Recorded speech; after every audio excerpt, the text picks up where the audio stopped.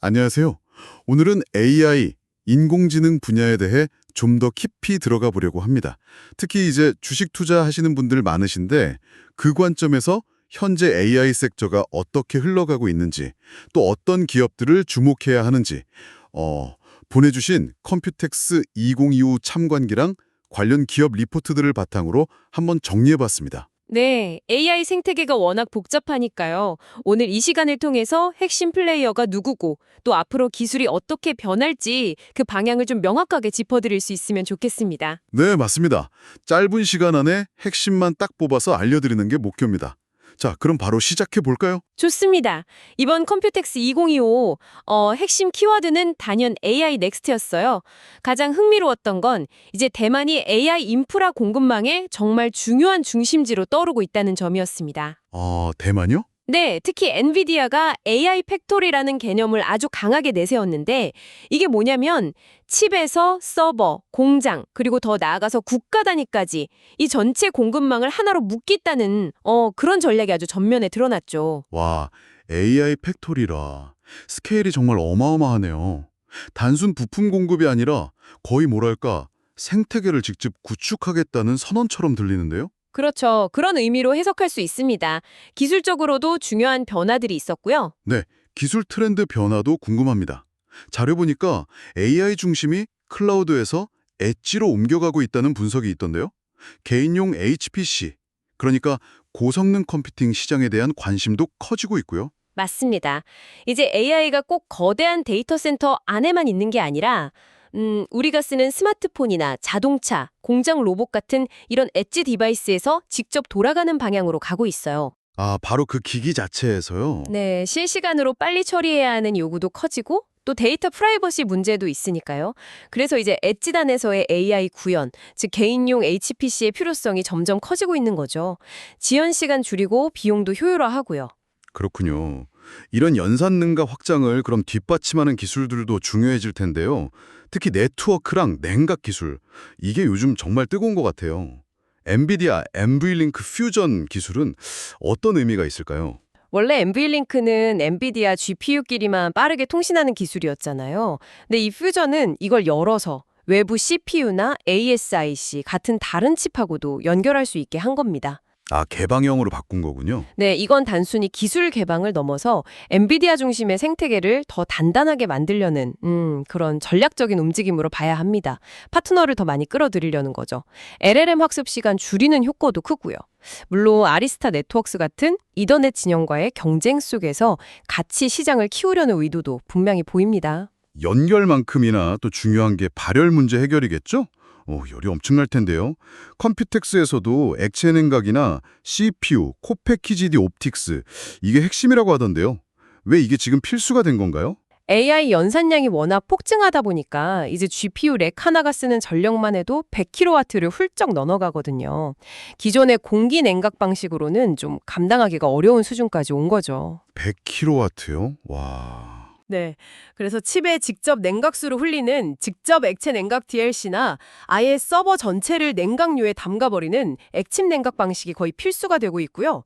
CPU는 광통신 모듈을 칩 바로 옆에 붙여서 데이터 전송 거리를 확 줄이는 기술인데 이걸로 전력 소모랑 발열을 동시에 잡는 거죠. 테라비트급 네트워킹 시대에는 이게 핵심 솔루션이 될 겁니다. 기술 변화가 정말 빠르네요.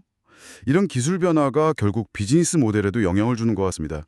폭스콘의 AI 제조 클라우드 모델, 이것도 상당히 흥미롭던데요. 네. 폭스콘이 자체 개발한 LLM 팍스브레인하고 엔비디아의 옴니버스라는 디지털 트윈 기술을 합쳐서 복잡한 제조 라인 설치 시간을 엄청나게 줄였다고 해요. 네. 더 나아가서 이 비싼 GPU 인프라를 시간 단위로 빌려주는 구독형 모델을 제시했어요. 초기 투자 부담 없이 중소 제조기업들도 AI를 쓸 수 있게 길을 열어준다는 점에서 상당히 의미가 크다고 봅니다. 오펙스 모델이죠. 그렇죠. 초기 비용 캐펙스 부담을 줄여주는 거니까요. 그리고 클라우드 기업들이 자체 칩 개발하는 움직임, 그 A식 동향도 빼놓을 수 없겠죠. 맞습니다. 구글 TPU나 아마존 인퍼런시아, 트레이니움처럼 자체 AI 칩 개발은 계속되고 있습니다. 이런 맞춤형 ASIC은 특정 작업에서는 엔비디아 GPU보다 효율이 더 좋을 수 있거든요. 네. 이게 이제 범용 GPU랑 특정 용도 ASIC 간의 경쟁 구도를 만들면서 동시에 브로드컴이나 마벨 같은 칩 설계 전문 기업들, 디자인 하우스라고 하죠. 이런 곳에는 또 새로운 기회가 되고 있습니다. 자, 그럼 이런 격변 속에서 우리가 주목해야 할 기업들 조금 더 자세히 살펴보겠습니다. 역시 시작은 엔비디아가 될 수밖에 없겠죠. 네, 그렇죠. 엔비디아는 AI 팩토리 설계자로서 AI 인프라 시장 전체를 이끌고 있다고 봐야 합니다. 최근에 블랙웰 GPU 생산 초기에 약간의 노이즈가 있었는데 그것도 해소되는 분위기고요. 워낙 AI 수요가 압도적이라 성장은 계속될 가능성이 높습니다. 엔비링크 퓨전으로 생태계 확장하는 거나 또 기업용 RTX 서버 시장 공략하는 것도 긍정적으로 볼 수 있겠네요. 네, 맞습니다. 그래서 시가총액 1위 다시 탈환하는 것도 시간 문제 아니냐, 이런 분석도 많이 나오고 있죠. 그리고 AI 가속기의 심장이라고 할 수 있는 메모리, 특히 HBM 분야에서는 SK 하이닉스, 정말 약진이 두드러집니다. SK 하이닉스는 정말 대단하죠. HBM 트리 같은 고부가 가치 제품에서 경쟁 호의를 확실히 보여주면서 실적 개선을 이끌고 있습니다. 고객 수요가 워낙 탄탄해서 당분간은 경쟁사들보다 훨씬 좋은 실적 흐름을 보일 걸로 예상됩니다. 앞으로 엣지 AI가 확산되면 메모리 수요는 더 늘어날 테니 중장기적으로도 수혜가 기대되겠네요. 그렇죠. 기술 리더십은 적어도 2026년까지는 유지될 가능성이 높아 보입니다. 네트워크 쪽에서는 아리스타 네트워크스가 눈에 띄네요. 네, 아리스타는 AI 데이터 센터용 고성능 이더넷 스위치 시장의 강자입니다. 특히 대규모 AI 클러스터를 만들 때 유리한 800기가급 이더넷 수요가 늘면서 직접적인 수혜를 받고 있고요. 새로운 대형 고객사를 확보할 수 있다는 기대감도 있어서 실적 전망이 좋습니다. 마지막으로 사실 눈에 잘 띄진 않지만 AI 인프라의 숨은 강자라고 할까요? 버티브 홀딩스도 주목해야 할 것 같습니다. 버르티브 정말 중요하죠. 전력 공급하고 냉각 솔루션 전문 기업인데요. 아까 말씀드린 고밀도 AI 렉을 만들려면 액체 냉각이나 냉각수 분배 장치, CDU 같은 게 꼭 필요하거든요.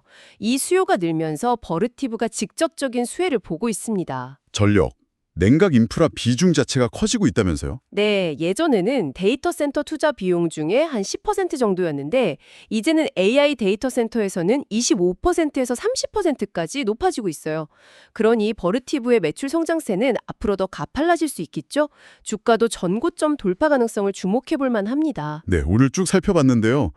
AI 산업이 정말 단순히 칩 성능 경쟁을 넘어서서 네트워크, 냉각, 소프트웨어, 비즈니스 모델까지 거의 모든 영역에서 동시다발적으로 혁신이 일어나고 있네요. 맞습니다. 엔비디아를 중심으로 해서 SK 하이닉스, 아리스타, 버르티브 같은 기업들이 각자 자기 영역에서 핵심 역할을 하면서 이 거대한 AI 생태계를 함께 만들어가고 있는 거죠. 투자 관점에서 보면 이런 선도 기업들뿐만 아니라 아까 잠깐 언급된 CPO나 ASIC 설계, 또 AI 제조 솔루션 같은 연관 분야의 성장 가능성도 계속 지켜보는 게 중요할 것 같습니다. 네, 변화 속도가 워낙 빠르니까요. 기술 동향하고 각 기업들의 전략을 계속해서 주시하는 게 핵심입니다. 자, 오늘 분석은 여기까지 하고요. 마지막으로 청취자분들께 생각해 볼 만한 질문 하나 던져보겠습니다. 이 AI 팩토리와 엣지 AI의 확산이 과연 우리 주변의 전통적인 제조업이나 서비스업에는 궁극적으로 어떤 변화를 가져오게 될까요? 단순히 효율성을 높이는 걸 넘어서 어쩌면 산업의 본질 자체를 바꾸게 될지도 모릅니다. 이 질문에 대한 답을 한번 스스로 고민해 보시는 것도 흥미로운 여정이 될 것 같습니다.